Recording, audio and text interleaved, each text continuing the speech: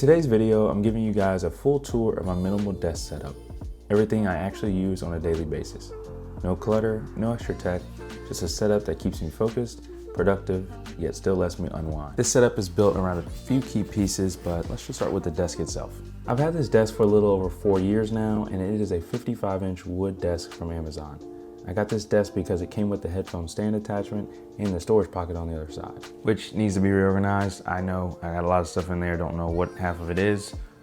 I know, I got it. But even though it doesn't come with any cable management, the way it is designed makes it easy to add a cable management solution, which is what I did with this magnetic track system here below. It's not perfect, but it gets the job done for what I need it for, what I have needed it for the last few years. And honestly, I do want to get another desk in the future, something a little more premium in its design and features and functionality. I don't know about a sit-stand desk yet, but we'll see, but that's neither here or there. Let's get to the good stuff.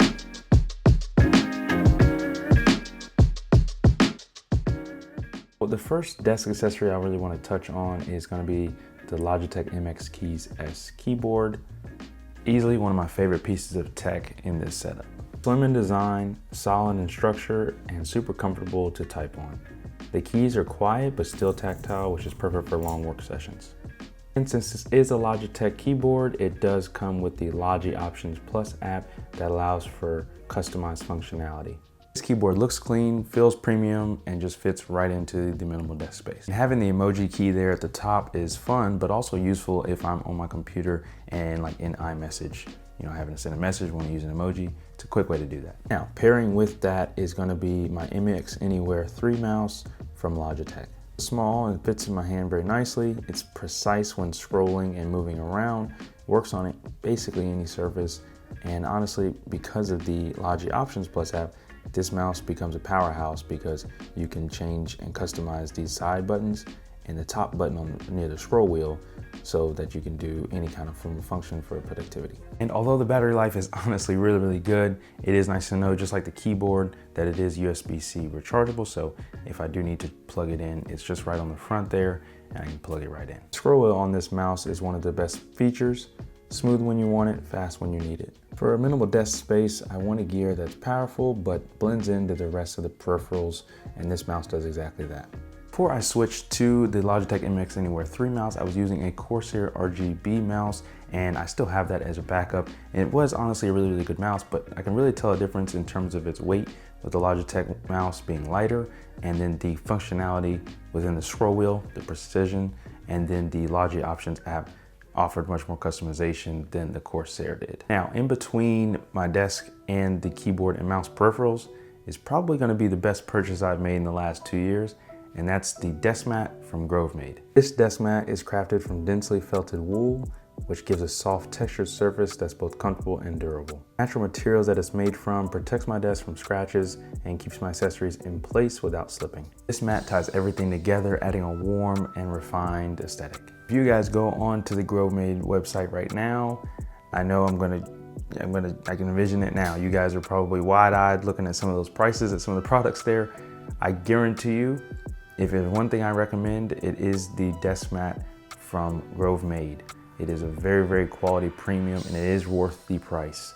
I promise. I was doubtful at first too, but honestly, if you're getting yours from like Amazon or getting something that's like under 30 bucks, you're probably replacing it every year or two, unless you just don't care. By the time you do that, you've already spent the same money that you would if you just got one desk mat from Grovemade. So I highly recommend the desk mat from Grovemade. Wool one in particular, they have a bunch of different ones, and then obviously they have a bunch of other different accessories, but this is the one that I chose to go with, and I don't regret it at all.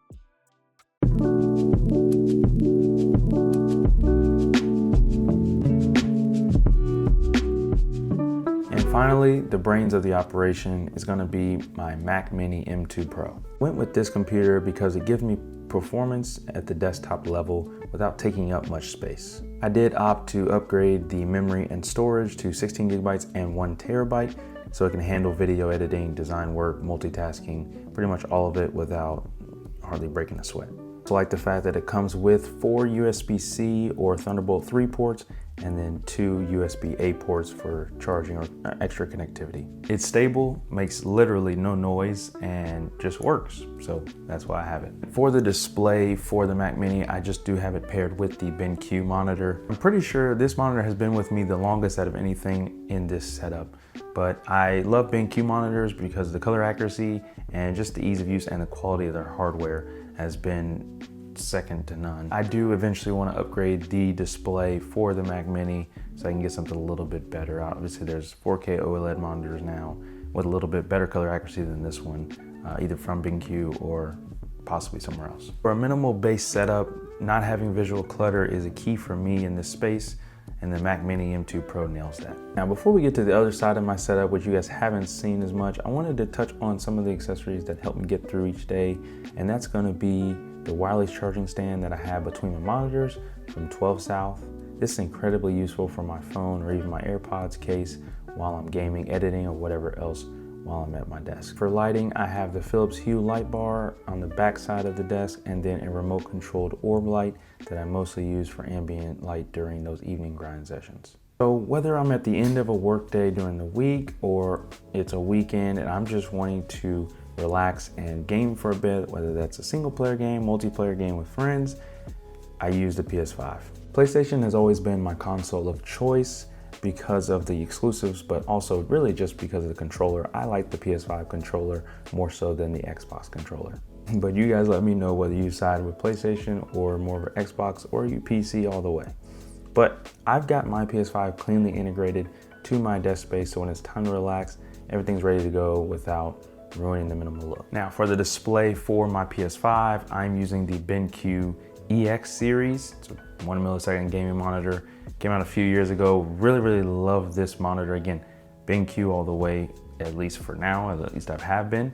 So that's what I use for gaming as well. I've had hardly any issues with my PS5 since having it, and then my display, my BenQ display that goes along with it, really has been great for me in terms of the gaming sector. I do like having one space that kind of does both work and play, although I have thought about separating the two and getting another desk for either the work portion or the play portion, and just kind of separating the two so, you know, it doesn't get overwhelming having everything on one space. But I'm gonna lean on you guys for that. Let me know if you guys have two separate kind of workstations or gaming stations.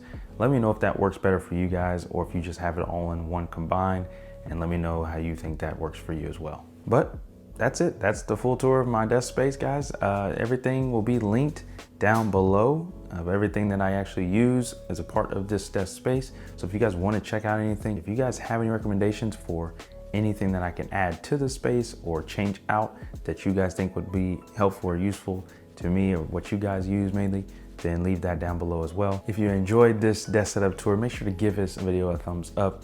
Like I said, comment down below, check out those links, and subscribe if you haven't. If you're new to the channel and you like this kind of tech content, it's what I try to do every day. We'll see you on the next one. Peace.